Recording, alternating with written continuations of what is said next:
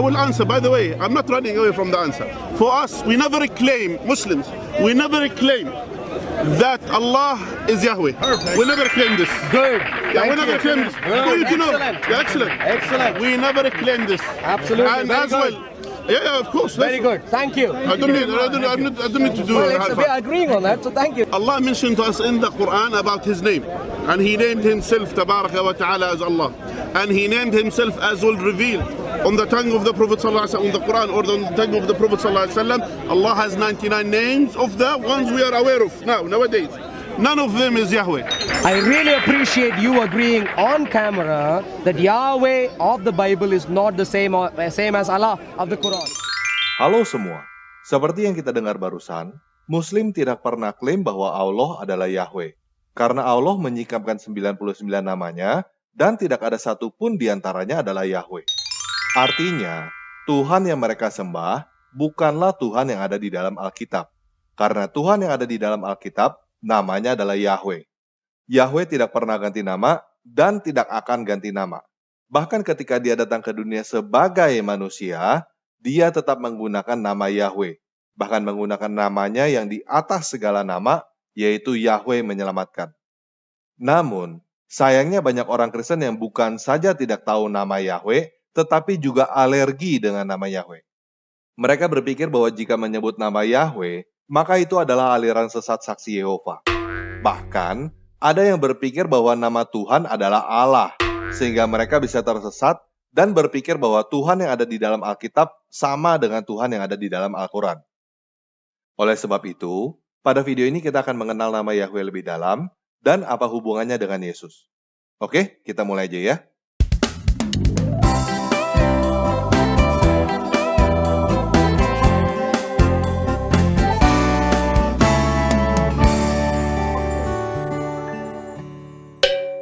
Nah, banyak orang yang berpendapat bahwa nama Yahweh pertama kali digunakan pada zaman Musa.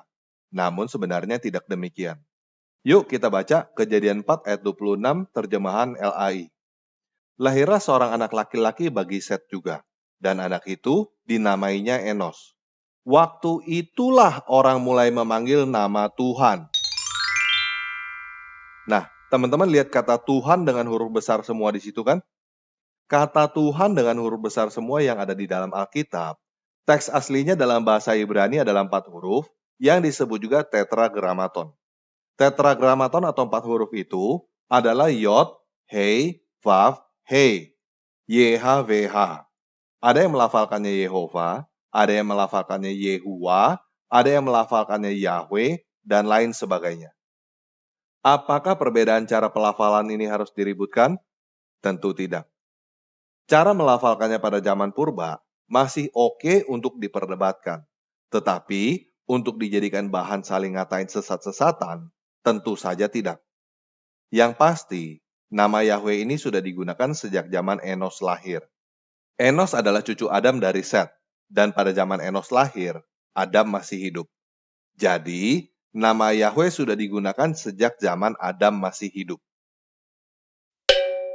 Nah, sedangkan pada zaman Musa, kita tahu bahwa Musa dibesarkan di Mesir, di lingkungan yang percaya banyak dewa. Jadi, ketika Musa bertanya tentang nama Tuhan, dia bukan bertanya dalam konteks tidak tahu tentang nama Yahweh.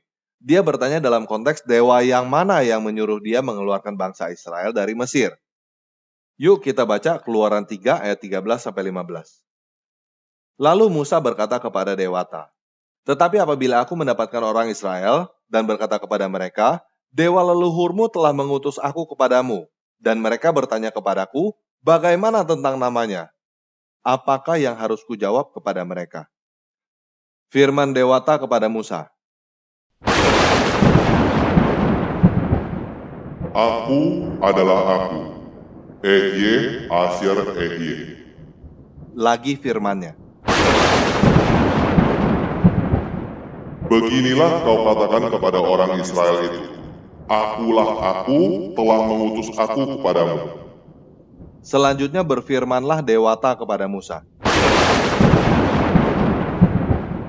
"Beginilah kau katakan kepada orang Israel, Yahweh, dewanya leluhurmu, dewanya Abraham, dewanya Ishak, dan dewanya Yakub telah mengutus aku kepadamu. Itulah namaku untuk selama-lamanya, dan itulah sebutanku turun-temurun.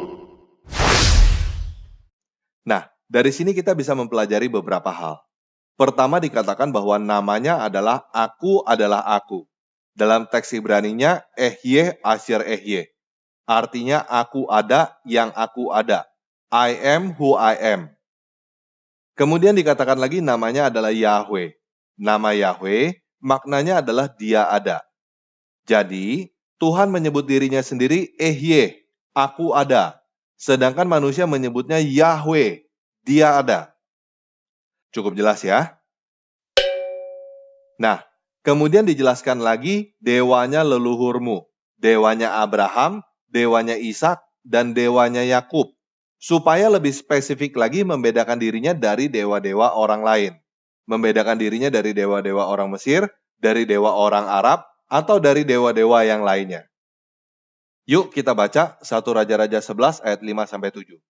Demikianlah Salomo mengikuti Asytoret, dewi orang Sidon, dan mengikuti Milkom, dewa kejijikan sembahan orang Amon. Dan Salomo melakukan apa yang jahat di mata Yahweh, dan dia tidak dengan sepenuh hati mengikuti Yahweh seperti Daud ayahnya. Pada waktu itu, Salomo mendirikan bukit pengorbanan bagi Kamos, dewa kejijikan sembahan orang Moab, di gunung di sebelah timur Yerusalem, dan bagi Molok, dewa kejijikan sembahan Bani Amon.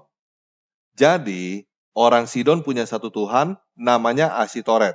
Orang Amon juga punya satu Tuhan, namanya Milkom. Orang Moab juga punya satu Tuhan, namanya Kamos. Bani Amon juga punya satu Tuhan, namanya Molok. Jadi, punya satu Tuhan itu bagus.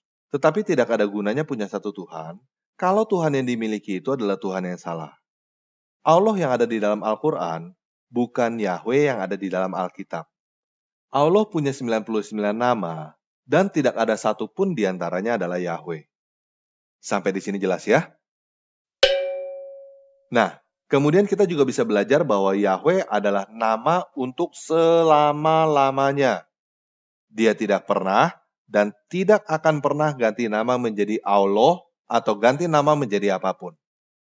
Ketika dia datang menampakkan diri kepada Abraham dalam wujud seperti manusia, namanya adalah Yahweh. Ketika dia datang menampakkan diri sebagai malaikat kepada Musa, Elia, dan para nabi lainnya, namanya adalah Yahweh. Dan ketika dia datang sebagai 100% manusia, namanya tetap Yahweh. Nama Yesus adalah nama di atas segala nama, yang artinya adalah Yahweh menyelamatkan. Maksudnya adalah, dia bukan cuma sekedar dia ada, tetapi dia adalah yang menyelamatkan. Yesus adalah nama perjanjian antara kita dengan dia, yaitu bahwa dia menyelamatkan kita dari kematian. Sampai di sini paham ya? Nah, perbedaan mendasar antara Kristen dengan saksi Yehova adalah saksi Yehova tidak mengakui bahwa Yesus adalah Yahweh. Saksi Yehova mengakui bahwa Yesus adalah Kristus, Yesus adalah Mesias, tetapi tidak mengakui bahwa Sang Mesias itu adalah Yahweh itu sendiri. Berbeda juga dengan agama Yahudi. Agama Yahudi tidak mengakui Yesus sebagai Mesias. Tetapi, ada yang namanya agama Yahudi Mesianik. Yahudi Mesianik mengakui Yesus adalah Mesias dan mengakui Yesus adalah Yahweh. Yang lebih berbeda lagi adalah agama Islam. Agama Islam bahkan tidak mengakui nama Yahweh. Mereka berusaha sekuat tenaga untuk mengganti nama Yahweh yang ada di dalam Alkitab dengan nama Allah, supaya mereka bisa klaim bahwa dewa yang mereka sembah adalah dewa yang ada di dalam Alkitab. Nah, ini sebabnya saya tidak setuju dengan penggunaan kata Allah di dalam terjemahan Alkitab bahasa Indonesia. Supaya kita tidak rancu antara kata Allah, yang artinya adalah dewa, dengan nama Allah, nama dewa sesembahannya umat Islam. Saya juga kurang suka dengan penggunaan kata Tuhan, karena kata Tuhan itu juga rancu. Kata Tuhan yang ada di dalam Alkitab, artinya adalah penguasa, gusti, baginda, junjungan, majikan, bos. Sedangkan kata Tuhan bagi umat Muslim di Indonesia zaman sekarang artinya adalah dewa atau ilah. Jadi, ketika umat Muslim menyebut Baginda Muhammad, itu artinya mereka menyebut Tuhan Muhammad di dalam bahasa Alkitab Lai. Dan yang membuat lebih parah lagi, banyak orang Kristen yang juga mengartikan kata Tuhan dengan sudut pandang Islam. Banyak orang Kristen yang menyangka bahwa Tuhan itu artinya adalah Elohim atau ilah atau dewa.